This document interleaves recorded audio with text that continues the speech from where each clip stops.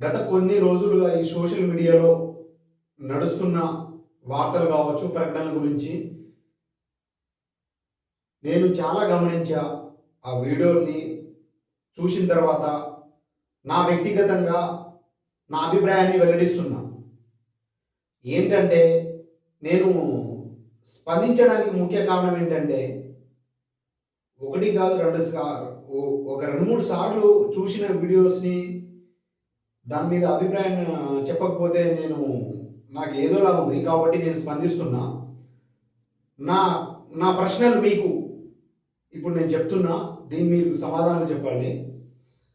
మంగ్లీ గారు మీద వస్తున్న ఈ ఆరోపణకి చట్టాలు సమాధానాలు చెప్తాయి.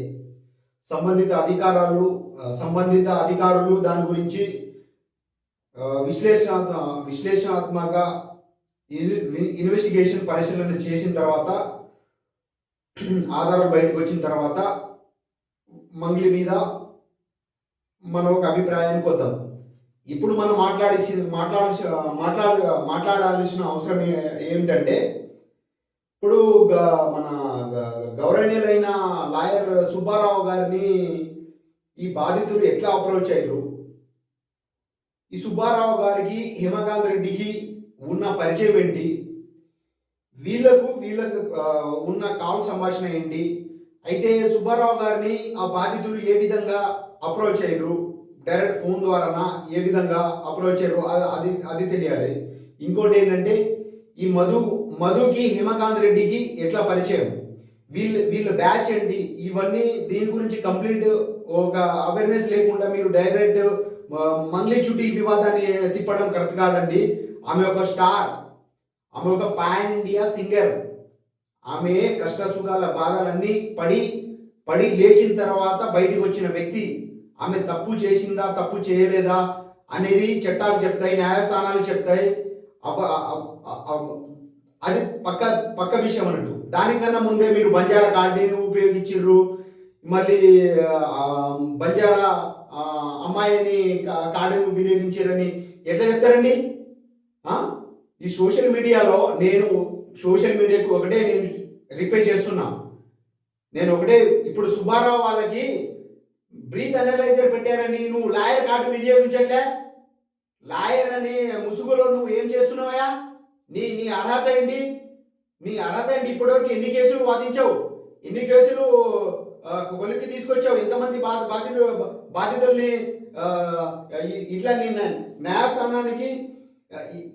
న్యాయస్థానానికి నీ న్యాయంతో, నీ లాయర్ కార్డుతోని ఎంతమందికి ఉపాధి కల్పించినావు, ఎంతమంది కేసుకి పరిష్కారం చూపించినావు, ఏంటయ్యా ఏం చేస్తున్నావు నువ్వు? డైరెక్ట్గా క్లయింట్ని అప్రోచ్ అయ్యి డైరెక్ట్గా మొత్తం కేసు ఏంటి, ఆ బాధితులు ఏంటి, దానికి సంబంధించిన మొత్తం పూర్తి ఇన్వెస్టిగేషన్తో నువ్వు డైరెక్ట్గా నీకు ఆధారాలు దొరికితే చట్టాన్ని చదివిన వ్యక్తిగా చట్టాన్ని నువ్వు పాటించాలి. చట్ట ఉల్లంఘన నువ్వు చేస్తున్న సుబ్బారావు గారు. నువ్వు లాయర్ కార్డ్ని వాడి లాయర్ అందరినీ కాకి డ్రెస్సుకున్న విలువని మొత్తం దిగజారుస్తున్నావు.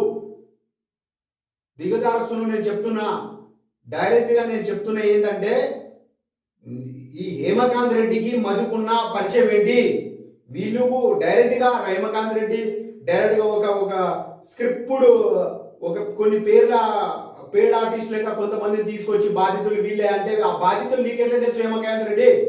ఆ బాధితులతో సుబ్బారావు ఎట్లా, నీకు సుబ్బారావుకి ఆ బాధితులకి మీరు చూసిన ఈ సినారీ ఏదుందో, లాస్ట్కు నేను చెప్తున్నా, నేను దీంట్లో కులాల గురించి నేను మాట్లాడట్లేదు. సమస్యక పరంగా చూద్దాం. మంగ్లీ ఏంటయ్యా? ఆమె ఒక బ్రాండ్తో పెట్టుకోవద్దు. నేను అనేది ఏంటంటే, ఆమె తప్పు చేసి ఉంటే న్యాయస్థానాలు ఆమె శిక్షిస్తుంది. అంతవరకు ఈ సోషల్ మీడియాలో మీకెందుకురా అంత కళ్ళు దిష్టి? మీకు సక్సెస్ ఎట్లా వస్తుందో తెలుసా? ఎంత కష్టపడాలో తెలుసా? ఇలాంటి బుద్ధి జ్ఞానం మీ వ్యక్తిగత అభివృద్ధి గురించి పెట్టాలి, సరేనా?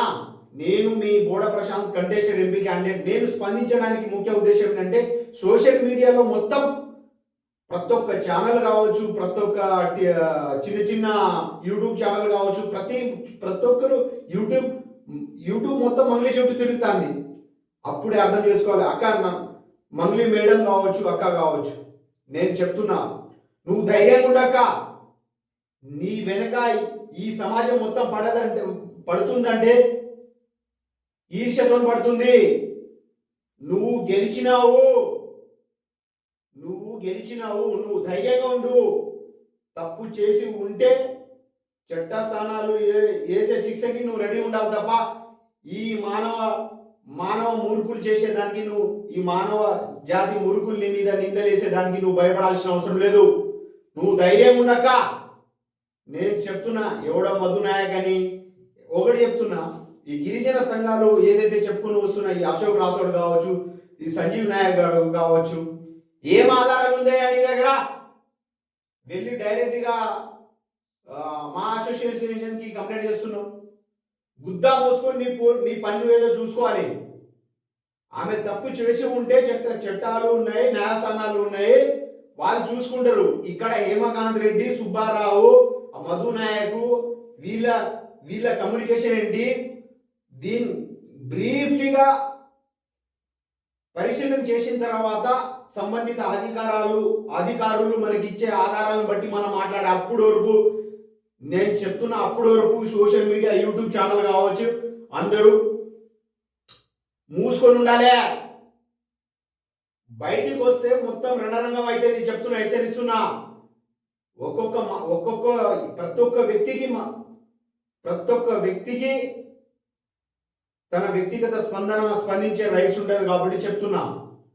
ఒక వ్యక్తిని కించపరిచే విధంగా, ఒక జాతిని కించపరిచే విధంగా మీ ఆలోచన విధానాన్ని మార్చుకోవాలి. ఇప్పుడు వరకు ఒక లెక్క, ఇప్పటి నుంచి ఒక లెక్క. చెప్తున్నా మీకే చెప్తున్నా, నిబద్ధతగా ఉండండి, న్యాయంగా నడుచుకోండి.